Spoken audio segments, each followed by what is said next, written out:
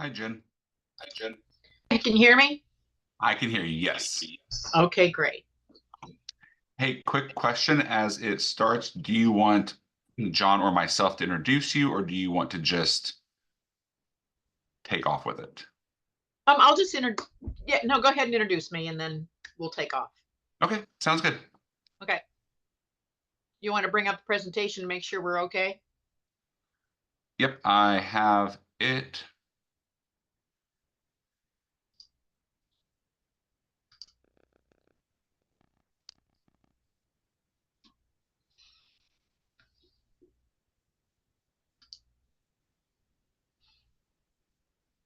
Do you There see? it is. Yep. Yep. Okay. So I'll just give you a high sign when we want to Okay. change the Do you want me pages. to, do you want me to stop sharing, or do you want? I'll go ahead and stop sharing. I'll just start it when, or do you want to leave it on? Okay.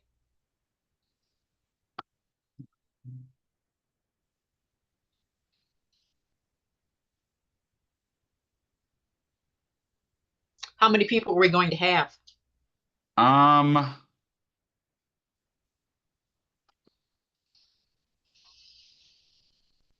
there are 11 individuals that registered for it, and I went ahead and I disabled the waiting room.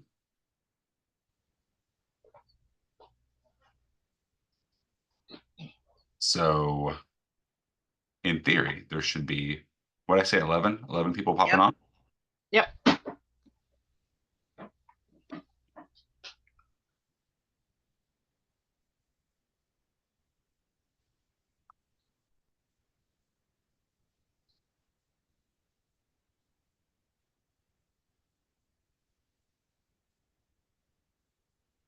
Hey, John.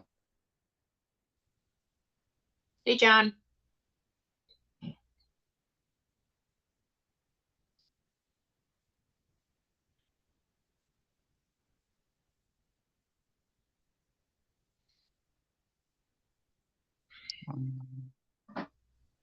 Okay, there you go. I can't, for some reason, my controls at the bottom of the screen didn't work.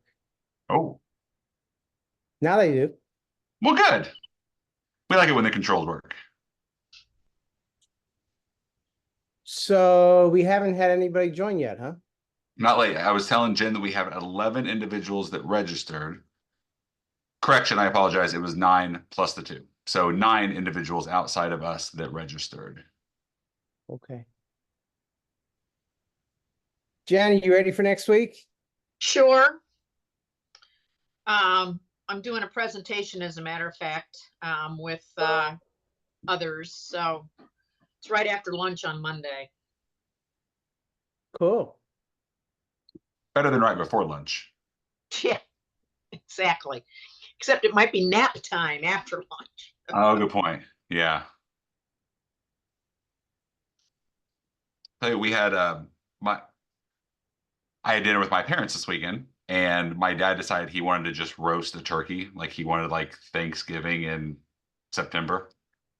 And so they sent me with some, and so I made essentially chicken salad, just turkey salad for lunch today. And man, by like 2 o'clock, I was like, ooh, like it was almost ready for nap time. I was like, nope. So so I had a glass of coffee and did just fine. Cool. Yeah, we're gonna have a nice turnout next week. Oh, largest yet. Yeah, that's a good sign. Yeah, it is. Yes, it is. The very early ones, I don't know that we had 20 people. And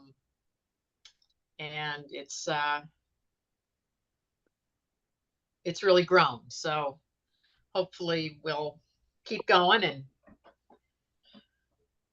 have even more people next year. Yeah, I read today that the first year there were like 9 or 11. Yeah. Yeah. Wow. How many do you have for next week? 159. Wow. Yeah. Well, we have many more sponsors than we've had. I want to say the first couple of ones, it was CSL, Steve Ratterman, me, maybe the trainer, Mike Hug type stuff, but it's just really grown. We didn't have anybody there, in the very beginning from any of the food service vendors, and now they've really shown up in force. So yeah, it's been really good. Awesome.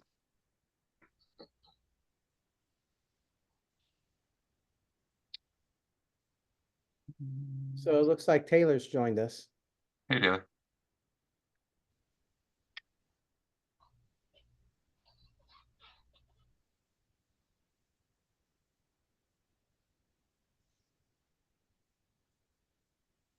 You want to give it about a minute or so? Yeah, so I had a call at 5 o'clock today with I'm on a board of a nonprofit that provides housing for special needs individuals, and they were talking about and the properties are all single family homes. You would probably call them group homes, but anyway, they were talking about how they went back into a group home, and there was something happened with the plumbing or whatever, and so they had this massive water damage and everything. And somebody said, well, I wonder if there are systems or anything that you can somehow attach and tell you. And I'm thinking exactly that, yeah, fraternity and sorority houses have those. And yeah, you can get something that'll alert you that something's gone wrong, or temperature in the house or whatever. So Yeah, Leak Pro is what fraternities and sororities use, but yeah. Moen actually has a residential product now for homeowners. Okay, good to know. I'll have to let them know. I mean, it's residential, but there could be 4 to 6 people maybe living in the house. So Right. Yeah, the Moen product would be significantly less expensive than the Leak yeah, Pro. I'm sure I'll have to tell them that.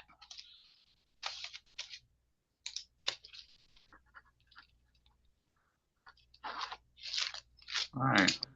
Well, Taylor, thanks for joining us. I will, if you haven't already, introduce you to Jim Henson. John Ziza, I assume you probably already know. And yeah, Jen, from there, I will just let you take it on. I will share this when you ask me to, and then I'll be here if you need anything. Okay, yeah, no, bring it up. It's fine. So Taylor, basically what I do is I source financing for fraternity and sorority houses and projects. And I have been fortunate enough to do a couple for the Fijis. And over the years have given presentations about marketing, financing, strategies, and all those other good things. So go ahead, John.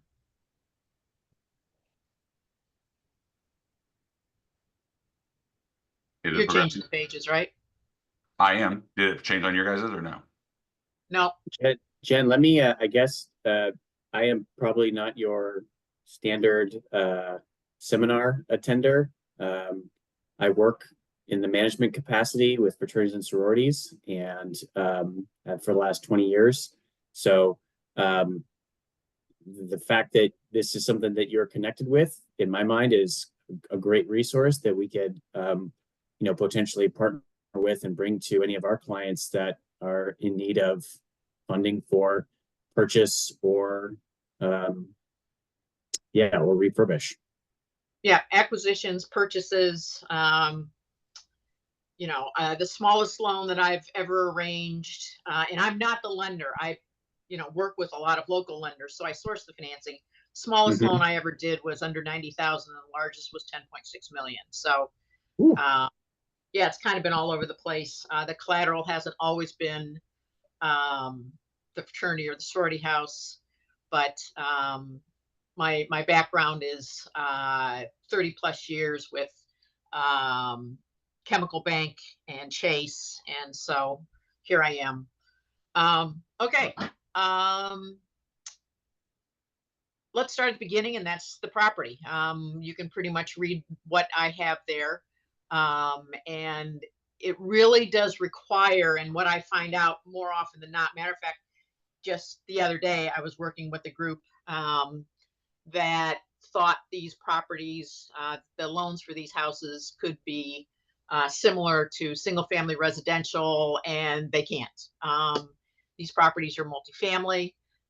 They are special purpose properties, which impacts the MAI appraisal that is done. It is not an income producing appraisal. It is looks at all three valuations and sometimes a fourth, which is going concern.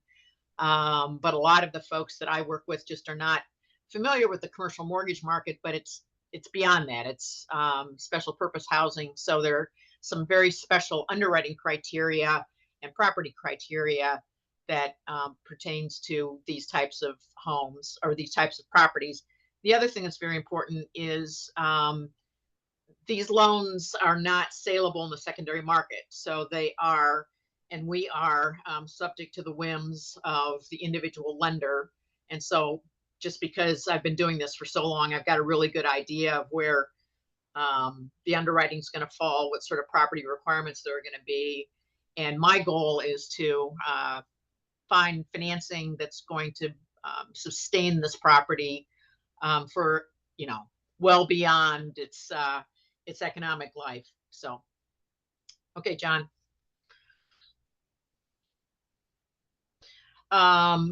It is really important, and I find that often it's becoming more and more the case that the people in charge of the property,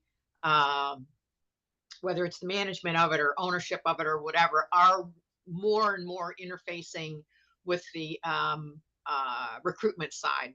And to the extent that the chapter, the people that the house corporation that owns it or the national housing entity that owns it works closely with the chapter, the house corporation or what have you, that gives us a lot of information about how the loan should be structured. Yes, it's probably more popular for the local housing corporation to actually be the borrower on the loan, but oftentimes we do need the national housing entity of that fraternity or sorority to get involved as well, just because we need some additional backing. You know, I don't want to say necessarily a guarantor, but we really want to see maybe if there's a possibility, we'll get the national housing entity with an understanding that after so many years, it can revert back to the house corporation or what have you. So when it's very important that the chapter, that the national recruitment activities are something that's totally familiar to and aware of by the house corporation. When it say, what is the collateral? Some loans now that I have been working on, the collateral is not the house, it's the investment portfolio, usually of the national entity. And it's short-term typically, but it works out great because it's just a line item in the balance sheet of the national entity that says, you know, pledged for, you know, whatever local housing corporation, and that goes away when we can actually secure permanent financing. So that type of structure is becoming a little bit more popular, especially when you're looking at a new colony and there's just no track record there for ownership because the chapter just hasn't matured. Okay, John.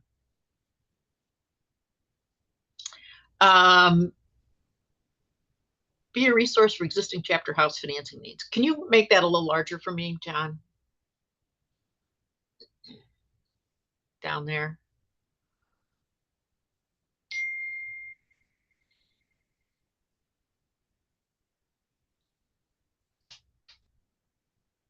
Can you make the presentation any larger, John? Well,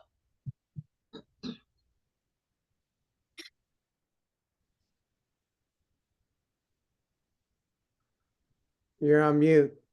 yeah, you're on mute. John, you're on mute. My apologies. Yes, That's okay. there are 2 slides that have text that's just very small. I will make them both a little bit bigger. Okay, thanks.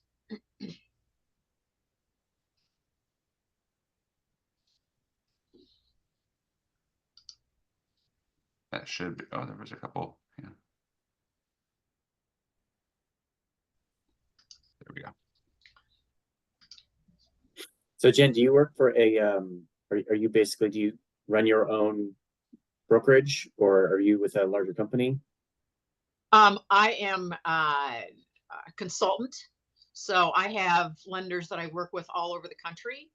I am paid a fee of 1% of the loan amount, which generally, well, always is collected after the project is finished. So thank you, John. So it could be 18 months before I get paid, Yeah. but I'm not a lender, so I don't Right. have any, loyalty to a particular lender. I go out and I get a couple of term sheets and then help the organization figure out what makes the most amount of sense for what they're trying to do. And that could be looking at trends on campus. It could be looking at things like, oh my gosh, we're, in the middle of COVID. What are we going to do? Maybe we need to step back. I just discuss all those things with them. So I'll get started and I'll do a pro forma. I'll get term sheets for the house corporation or whomever the borrower is for them to consider. But I'm not paid any, they don't want to go with whomever I have sourced financing for them. No harm, no foul. Then I don't get paid, and hopefully we've both learned a lot about each other, and they'll think about me, in the future. So, Okay. Financing transactions that are most successful, clearly an established and mature local housing corporation and chapter. Guarantors, I hate needing guarantors only because that means they have to be underwritten as well. I recently have done a loan and there just aren't any guarantors. The national housing entity isn't a guarantor. The national fraternity or sorority can't be a guarantor. And so, the deal actually got them financing, but it's totally on the strength of the local chapter. And it just is so much, it's so cleaner looking at, locally. And the lenders who I try to get local lenders as well prefer that as well. One of the things that is really important is the debt service coverage ratio. And it needs to be 120. Now, there's some times where a lender, like typically maybe a credit union, won't require 120 coverage, which means that net operating income is 20% higher than the loan payment. But that's pretty standard regardless of the lender that I source for you. Okay, John, Paige. As I've said, the guarantors that typically are available are the national housing corporations. I actually have had a couple situations where some very deep pocketed alums have provided guarantees. I did a deal at NC State not too long ago for a fraternity, and the property just didn't appraise. Very unfortunate, but costs. We weren't getting dollar for dollar for the cost of the new build, and so what ended up happening was there were 9 guys that actually stepped up to the plate. They provided all their financial information. They became guarantors. It just doesn't happen like that. And fortunately, 18 months after the project was built, we got it reappraised and the lender removed the guarantors. But typically it's going to be the National Housing Corporation who's going to have to provide some guarantee for a loan. John?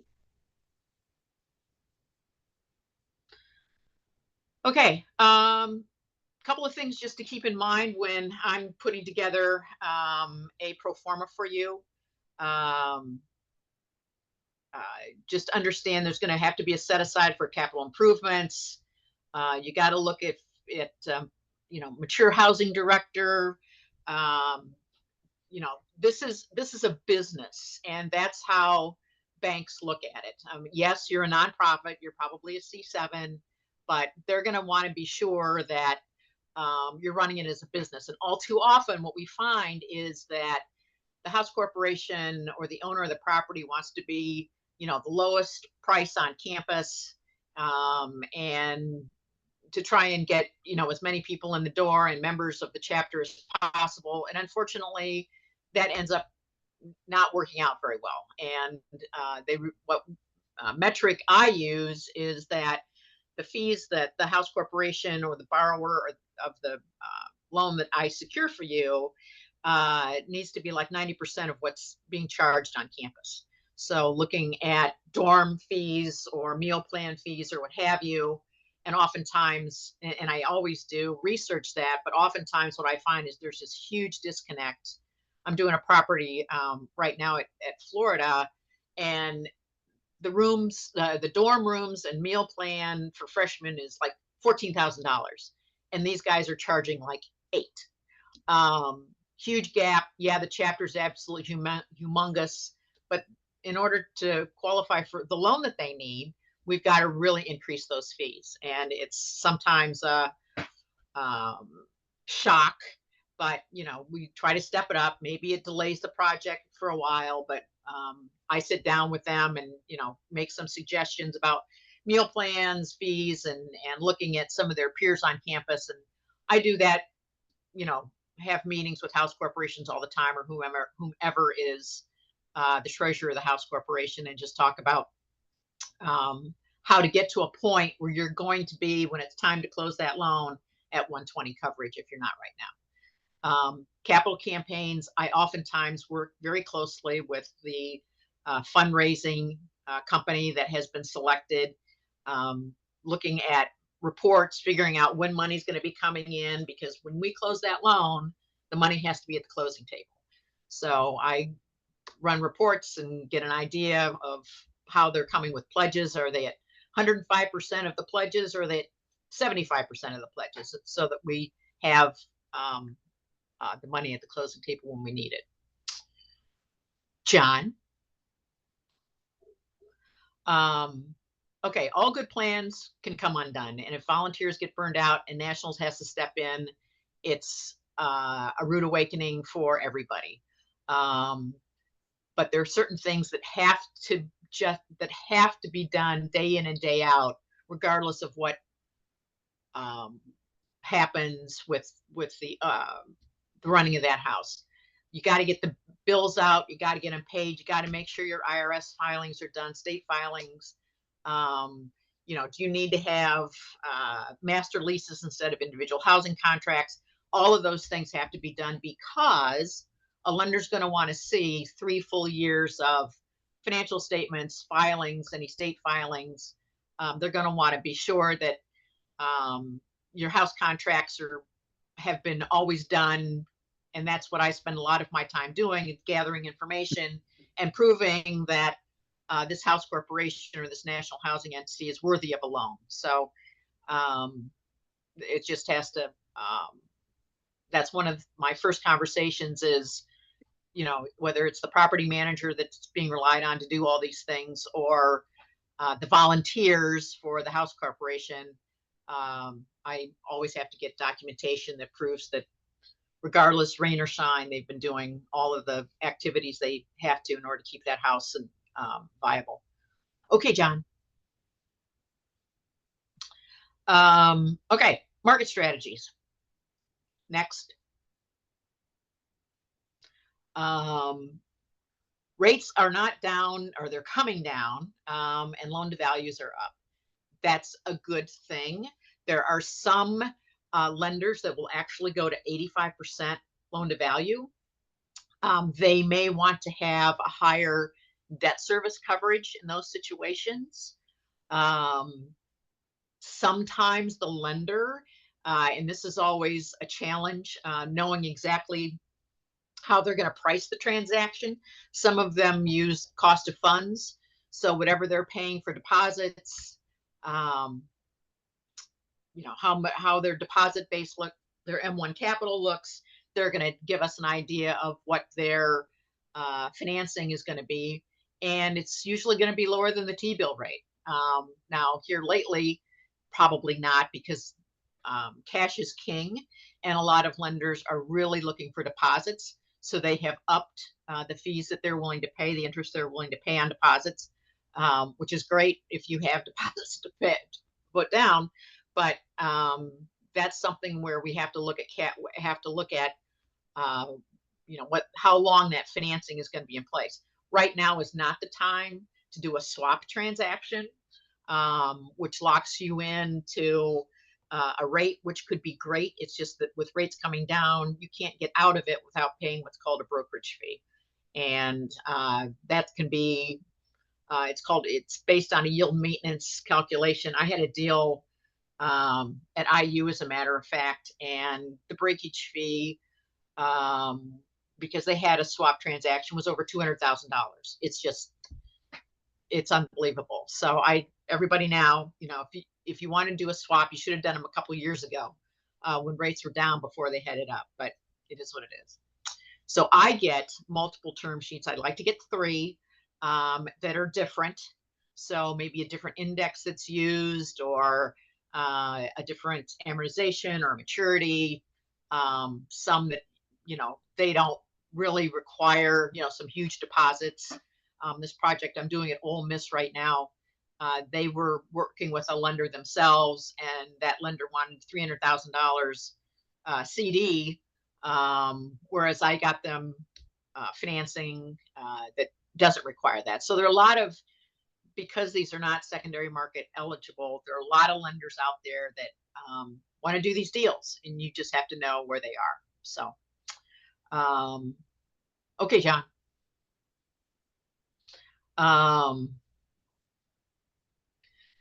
Loan to values, like I said, can be up to 85%.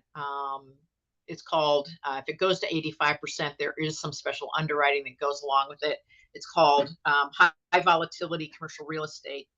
I would say that your debt service coverage has to be considerably higher, probably 135, in order to get one of those deals.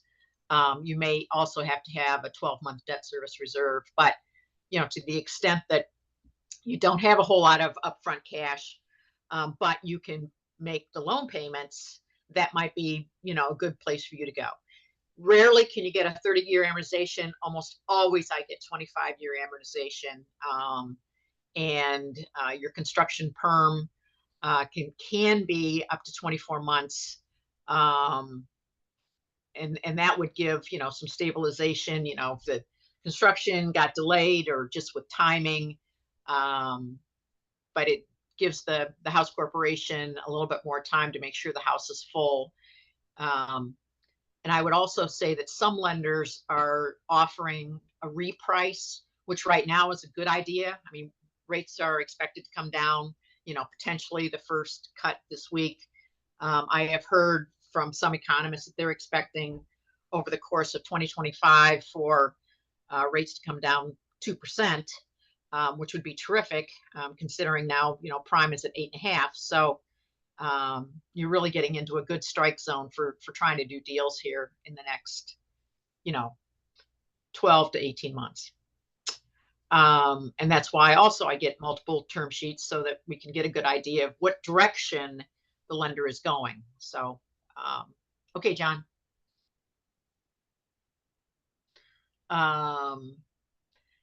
Using investments as collateral, I think I mentioned before, is a really good way to go. Not everybody has tens of millions of dollars of different types of investments that would qualify for collateral. So it needs to be pretty much fixed income types of an investment, Fannies, Ginnies, maybe some muni bonds, depending on where they are. Rarely will they take individual stock, but I've done them, and a lender's going to give them haircut, but it is another way to go. Matter of fact, I'm doing one right now at Iowa. So it just so happens that they have a very nice investment portfolio, and the lender likes it, so we're going to do it. Okay, John. Who has the gold rules? Like I said, these loans are all portfolio loans for lenders. So it's not like there are published secondary market criteria like you have for most student housing transactions through Fannie Mae and Freddie Mac. So it's a negotiation. I would say from the moment you decide you want to go with a particular lender that you're satisfied with their term sheet, you're easily looking at 120 days. Because the appraisal is going to take 4 to 6 weeks. The loan documents, some of them are canned documents from Laser Pro. Oftentimes, though, because of these loans are so unique, Lenders Council will draft individual loan documents, and then there's the whole negotiation period that goes on. But there isn't a whole lot of room with lenders on these projects to negotiate some of the loan terms. I will tell you, though, I have never done a deal where there was a prepayment penalty if the loan wanted to be prepaid during the maturity. Now, if you decide that you want to go, pay it off and go with funding from another source, yeah, they'll probably have a prepayment penalty. But usually borrowers like the terms they have. Matter of fact, they even establish some pretty nice banking relationships, and so it's worked out, pretty well. But prepayment penalties are usually start at 5% and go down to 1%. For 5%, year 1, and then 1% in year 5. So that's typically the prepayment penalty. Very few lenders are doing what's called participation. That's pretty popular with very small lenders. And I really try to shy away from those, because then there's usually a timing difference between when one lender can get the money to the other lender so that it can be dispersed. It's usually done on a new construction, say that's $5 million or more. So we don't run into that too often, but I have had that situation. Okay, John. That's pretty much what I wanted to tell everybody. Don't be afraid of it. I talk to people from house corporations. I've even attended meetings where chapter execs are there and just talked about, what to expect going forward. It's not like a bank is going to come in and, tell them how to run the house. But they are going to have certain loan requirements.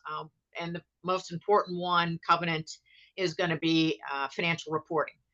They may want to see financial 990s or financial statements annually. They might want to see some interim financial statements if there's an issue. But, by and large, these loans get done, and, we try to make sure that the house corporation is actually interfacing with the lender as soon as possible. And I work with them, to help run interference if all of a sudden something pops up, just to make sure that the house corporation and, potentially the chapter isn't being taken advantage of. There have been situations, not that I've heard of, not that I have been involved in, where the house corporation just walks away from the deal. And so the lender has to step in the shoes of the house corporation and basically run the house. They don't like to do it. It's not a real estate transaction that they're comfortable with, which is usually a student housing or an apartment project, or even, commercial or industrial. But, that is something that I understand has happened. But we try to make sure that everybody understands going into it, what everybody's obligations are. So that's what I do, Taylor. Seems like you know it well. Well, thanks. In the last couple of years, I've done over almost $100 million. So coordinated financing about $100 million for the projects. So it's been it's a lot of fun. I was the National Housing Corporation president for Alpha Phi Delta for a couple of terms, and have worked with, fortunately, a lot of the NPC and IFC groups. So it's a lot of fun. So where are you located, Taylor? Berkeley. Yeah, so base operations for our company, the genesis was at Berkeley here in California. We also have clients at a few other campuses, largely here on the West Coast. So yeah, it's very interesting. We've done some assistance with financing. Found actually Wells Fargo to be the best partner, at least in this area. After doing some stuff with local banks, and then, I would say 7 years ago, they just got way too tight and none of them liked the risk. All right. Are you finding Wells Fargo, though, is still doing some transactions? It's been a couple years since we've had to do any. None of the groups that we're working with we're looking for. We have one right now. I mean, they're probably on the smaller end, especially sounding like some of the scale that you do on some of these loans. I have no idea. I mean, I don't know how a group pays for a $10.6 million loan, but yeah, so it would certainly be interesting to try and, spread that out and get, tap into the network that you have, because I mean, candidly, if we can get the client a better deal, that helps everybody. Right. I did the Gamma Phi house at Berkeley, and I did a Chi-Sci property, Chi-Phi, anyway, at Berkeley. And I have not found, I mean, I've done deals with Wells Fargo, like at Washington and Oregon, but not California. Okay.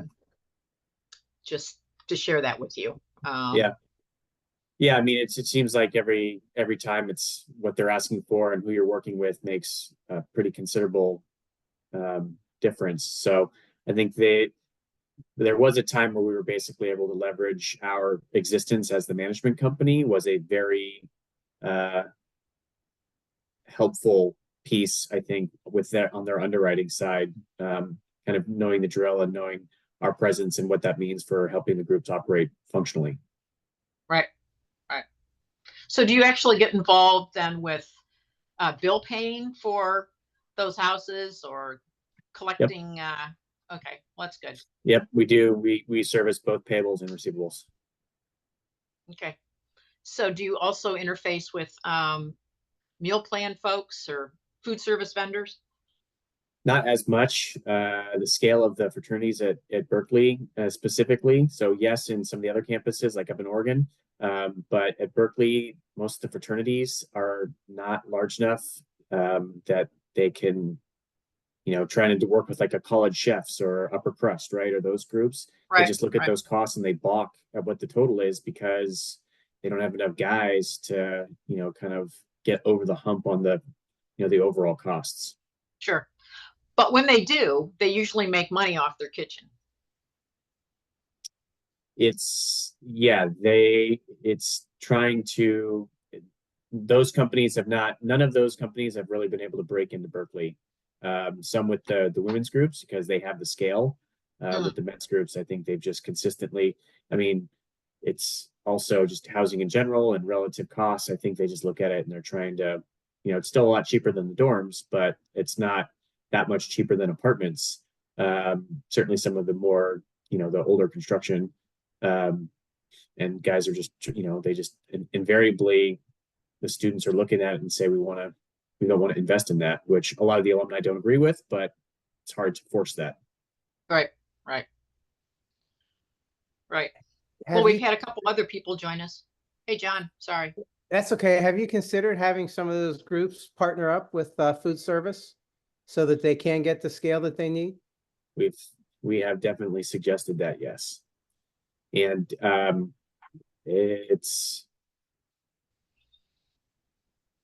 think just that there haven't been enough alumni who want to step in and actually run it for them, because it seems like that's unfortunately kind of what's required at this point. The students themselves just they're not willing to prioritize it. Gotcha. We had an interesting situation at NC State, and I think I've done 6 deals there where they just can't feed all the students. And so they're letting freshmen move in to the fraternity and sorority houses, and they've mandated that if you belong to a fraternity or sorority, you have to eat at the house. Now, you don't have to eat 17 meals a week, but the campus, cafeterias, just can't handle, the size of the student body without, building some more. So it's been, I mean, I did the very first deal I did there with Sigma Nu, and I circle back with Howard every now and then. He says he makes 35% off of his kitchen just because Wow. the guys have to live there. I mean, have to eat there. Wow. So great. Wow. Historically, we've made more money on our board plan than we have rent. I'm not surprised. I'm not surprised. Yep. And there are some, Taylor, that are better for smaller houses than bigger houses. And you just have to, talk to all of them and find out what their plan is for you. Yeah, I mean, I would say maybe a rough average for live-in numbers at a UC Berkeley chapter house is like 25. Okay. There's obviously some higher, but yeah, I would say on average, it's just crazy when you have places where there's 60, 80 guys living in, which is what the sororities are here. Right. And it's, I mean, just your economies of scale, it's a completely different ballgame. Mm-hmm. Yeah, the other thing I've seen done is the out-of-house guys, having them be a participant in the meal plan. Mm-hmm. Even to a lesser extent, can help with those numbers as well. Totally. Big time. Yep. Yeah. You are touching on items that we have been suggesting for a while. Understood.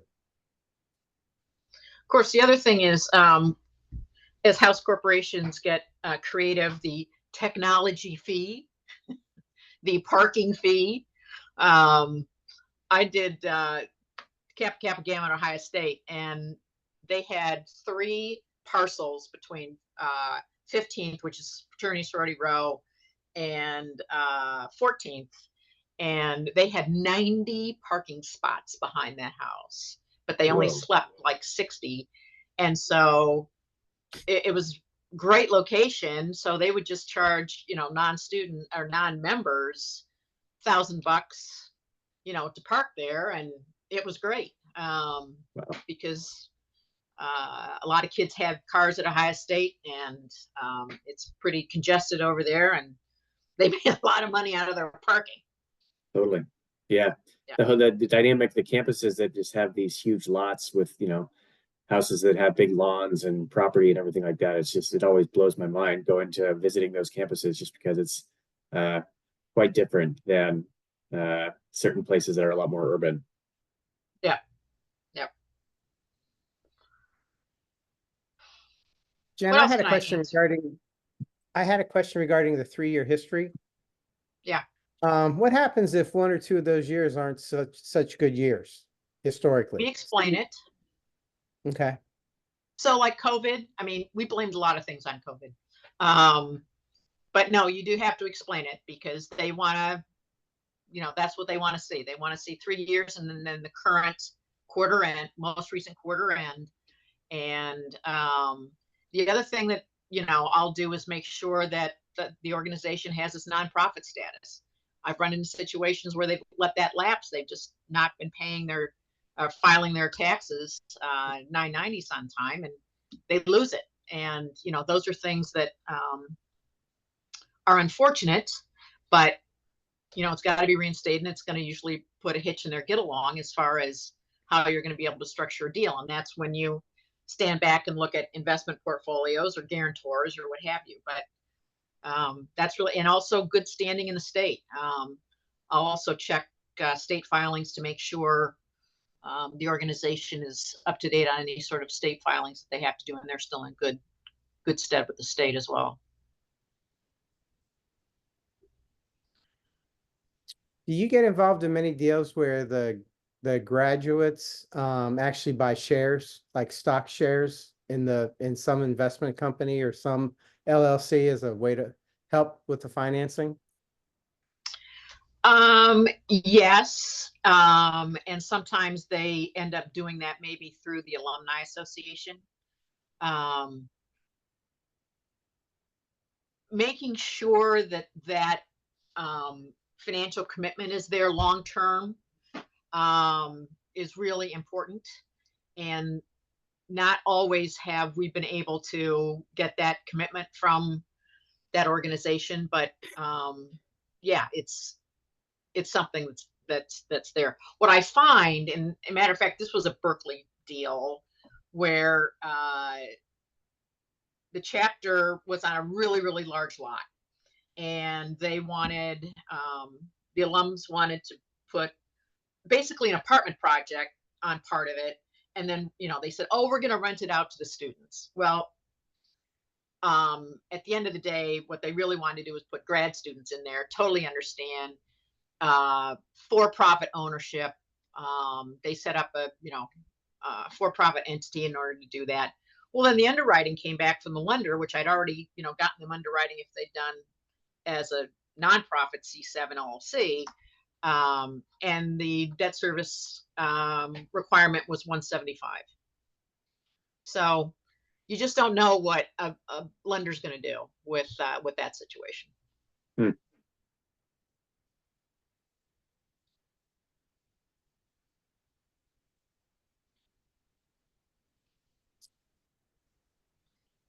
Any other Okay. questions for Jen?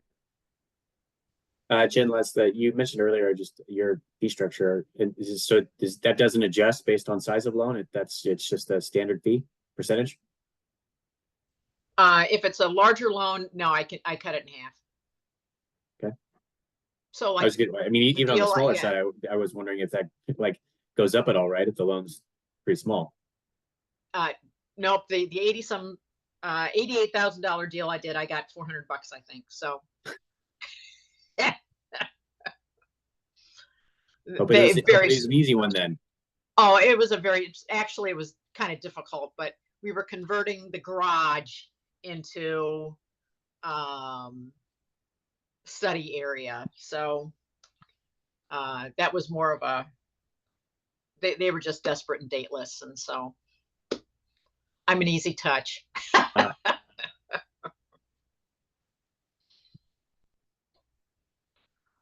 Well, John, thank you so much for driving.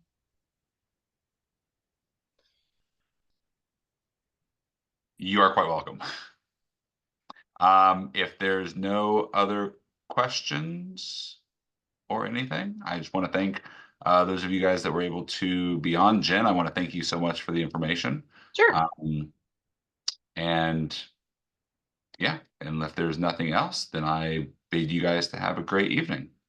And, feel free to reach out to me. I think my contact information is on the front of that presentation. And, a lot of times I'll just get calls and we'll just figure out what's up, and glad to help in any way I can. Yeah, Jen, I mean, sorry, I'm sure it's on the front, but I mean, would you mind just what's the best email to reach you? JB HENSON at, and it's all one word, residentialcapitalcorp.com. Capitalcorp.com. Okay. Yep. And I can send out a follow-up email to everyone that was on here. Jen, do you want that presentation included in that, or just your contact info? Be glad to send it out. Okay, I will include that along with your contact information in case anyone has any questions afterwards. Great. And we'll post your information on the website as well, Jen, as well as the presentation, so people can see it in the future. All right. Well, thank you. And John, I'll see you next week. See you next week, Jen. Safe travels. Yep. You too. Thanks all. Good night. Thanks, everybody. Good Thank you. night.